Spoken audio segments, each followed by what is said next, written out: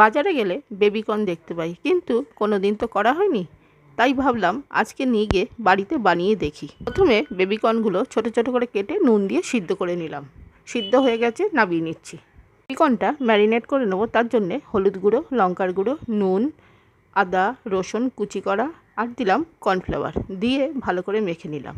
এবার দিচ্ছি একটা ডিমটা দিয়েও ভালো করে মেখে নিয়েছি। নিয়ে এবার কড়ার মধ্যে রিফাইন তেল দিয়ে বেবিকর্নগুলো ভেজে নিচ্ছি।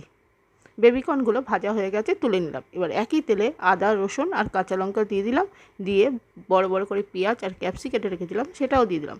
ভাজা হয়ে গেছে, নুন হলুদ লঙ্কার গুঁড়ো অল্প করে চিনি দিয়ে ভালো করে ভাজা হোক ওদিকে। এদিকে আমি টমেটো সস আর সয়া সস দিয়ে একটু জল দিয়ে একটা মিশ্রণ বানিয়ে নিয়েছি।